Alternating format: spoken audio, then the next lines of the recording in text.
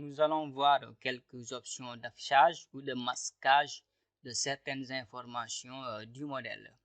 Il est important de savoir faire afficher certaines informations ou de les masquer durant ou avant ou même pendant la modélisation de notre projet. Tout d'abord, nous allons voir ces outils qui sont juste un complément d'attributs, des attributs de robots structurels. C'est une petite palette d'accès rapide des fonctionnalités d'affichage de robots structurels. Par exemple, nous voulons faire afficher seulement les lignes moyennes de la structure, c'est-à-dire seulement les axes en quelque sorte, ou bien les barres, des barres seulement au lieu de l'aspect original de l'aspect normal des sections. Par exemple, ici, nous pouvons voir croquis déprofilé. Croquis déprofilé est activé. Si on clique, c'est désactivé. Et quand c'est désactivé, nous ne voyons que donc des fils, donc le modèle analytique de notre projet. Si nous venons de plus près, nous allons voir toujours sur chaque barre, donc sur les deux extrémités de chaque barre, nous avons des nœuds. Donc nous pouvons ici venir faire afficher les numéros des nœuds. On clique donc, chaque nœud a un numéro donc, qui lui est propre, un identifiant. Nous pouvons faire afficher aussi le numéro des barres. Donc ici, chaque nœud aussi a un numéro, donc son identifiant qui lui est unique, qui lui est spécifique. Ici, par exemple, nous avons symbole des appuis, ce sont les appuis, les semelles. Si on les désactive, donc les symboles des semelles seront masqués. Nous pouvons choisir de les afficher de nouveau. Ici, nous avons les repères locaux. Ici, nous avons le repère global de l'ensemble du projet, mais chaque objet d'un robot structural possède un repère local. Donc, si on clique sur repères locaux, donc nous allons voir dans l'ensemble du projet les repères locaux de chaque élément de la structure. Donc, il est important de faire afficher ou masquer certains éléments lors de la modélisation pour ne pas encombrer le dessin. Nous allons ici enlever les numéros, bien masquer les numéros des nœuds ainsi que les numéros des barres peuvent être masqués. Nous voyons ici, ce sont les repères locaux donc, de chaque objet. Donc, le X donc représente la flèche bleue, le Z la flèche rouge et le Y la flèche verte. Alors, aussi pour ne pas trop encombrer lors de la modélisation ou pour faire certaines analyses, nous pouvons désactiver les repères locaux. Alors ici, c'est intérieur des panneaux. Si on enlève cela, donc tous les bardages qu'on avait modélisés donc, seront masqués. Alors, si on active intérieur des panneaux, donc nous voyons nos bardages ainsi que nos dalles pleines, ainsi que l'intérieur de nos dalles pleines qui seront affichés. Donc, si on vient de plus précis, ça c'est une dalle pleine. Si on désactive intérieur, donc nous ne voyons plus l'intérieur de nos dalles pleines. Alors, après avoir introduit les charges ainsi que les combinaisons, nous pouvons aussi choisir de faire afficher les symboles de charge. Comme ça, ce sont les symboles de charge. Lorsqu'on charge un élément, nous voyons les symboles de charge qui sont présents pour montrer que l'élément a bien été chargé. Aussi, pour vérifier les valeurs des charges, nous pouvons faire afficher aussi les valeurs. Comme ça. Nous allons réactiver intérieur panneau. Comme ça. Alors, si c'est toujours encombrant, on est confus, on ne sait pas si, on ne sait pas quelle charge est sur quel panneau. Nous pouvons sélectionner le panneau et ensuite l'isoler ici sur modifier sous structure, nouvelle fenêtre. Comme ça, l'élément est isolé. Nous pouvons vérifier quelle valeur de charge nous avons mis sur l'élément.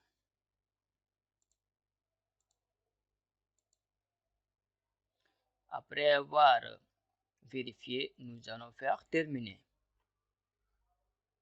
Alors, nous allons aller voir des fonctions beaucoup plus avancées pour découvrir d'autres informations qui pourraient être cachées et qu'on pourrait ensuite masquer. Dans ce cas, nous pouvons aller dans Affichage, Attributs. Là aussi, nous allons voir de plus près donc le modèle, tout ce qu'on peut faire apparaître sur le modèle. Ici, appui a été coché, donc c'est ici, symbole des appuis. Alors, les repères locaux sont aussi ici. Si on les coche et on fait appliquer, nous allons les revoir apparaître. Donc, les nœuds aussi, nous pouvons choisir de les faire apparaître ici ou pas. Leur numéro ainsi que leur présence. Alors, les barres aussi, nous pouvons choisir de faire apparaître plusieurs informations concernant les barres. Ici, sur les plus, nous pouvons dérouler. Alors, numéro des barres, c'était ici, numéro des barres. Nom des barres ici, si on prend nom des barres et qu'on fasse appliquer, nous pouvons voir le nom des barres. Ici, poteau BA7, que numéro 7. Juste pour afficher l'information selon laquelle la barre est un poteau béton armé. Alors, toujours concernant les panneaux, nous pouvons choisir aussi de faire apparaître les contours des panneaux. Alors ici, pour les barres, nous allons décocher nom des barres. Alors, nous allons nous rapprocher des panneaux. De celui-ci, par exemple, pour les panneaux, nous pouvons faire afficher la description des panneaux. Si nous déroulons description des panneaux, nous pouvons faire choisir, faire apparaître le nom des panneaux et ainsi que plusieurs informations concernant le panneau. Alors, si on décoche épaisseur et qu'on applique aussi, par exemple, pour les dalles pleines, alors nous allons faire épaisseur des panneaux, on va appliquer.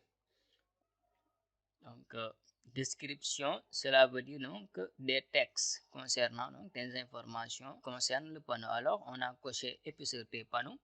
Et alors ici, ça nous montre une dalle pleine. Ici, ça nous écrit l'épaisseur dalle de 12. Désignation par couleur, nous pouvons choisir de faire afficher les matériaux par couleur. Alors, chaque élément, donc, les éléments qui auront les mêmes matériaux donc, seront représentés par la même couleur. Nous allons faire appliquer. Alors, ici, il nous faut afficher donc, les croquis.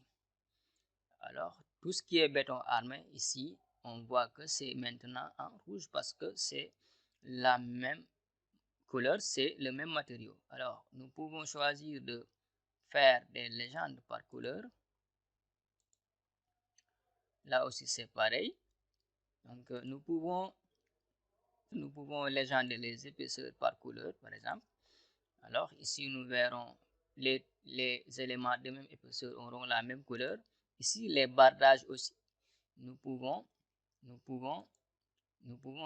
les afficher par couleur. On applique donc tous les bardages aussi sont pareils, donc ont les mêmes propriétés. Ils seront différenciés par une seule couleur. Nous pouvons faire afficher les étages par des couleurs différentes.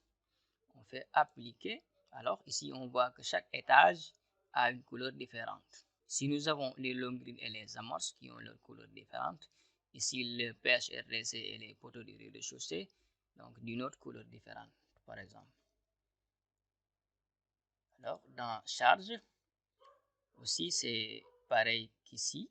Nous pouvons faire afficher les symboles et ainsi que les valeurs. Dans vue, nous pouvons aussi voir faire une vue éclatée du modèle.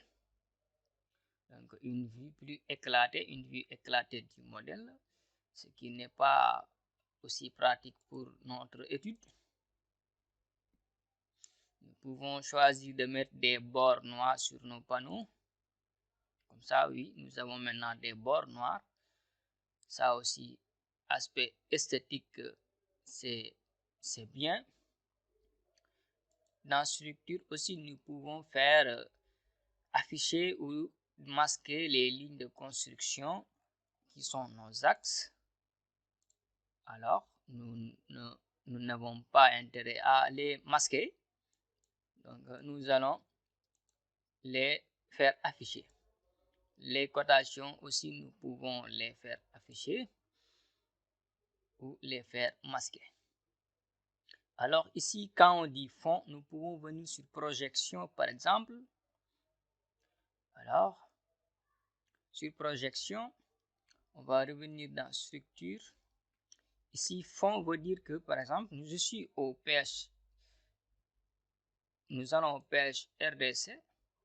Par exemple, si nous activons fond, cela nous montre alors les éléments qui sont au niveau du fond en plan, cela veut dire au niveau des longues. Alors, on active fond, on applique, on voit qu'il y a une poutre ici qui est en bas, qui est montrée, qui est affichée. Ce n'est rien d'autre qu'une longue ligne, que la longue ligne. Voilà, nous allons aux longues lignes. C'était la longue ligne qui était présente ici. Parce qu'au PHRTC, nous n'avons plus donc cette poutre. Nous avons une extension de cette poutre, une autre extension et une poutre comme ça. Sur l'axe A1. Donc, mieux vaut masquer le fond quand nous sommes en mode 2D pour éviter de supprimer des éléments qui ne font pas partie sur l'étage courant, sur l'étage sur lequel nous sommes en train de travailler.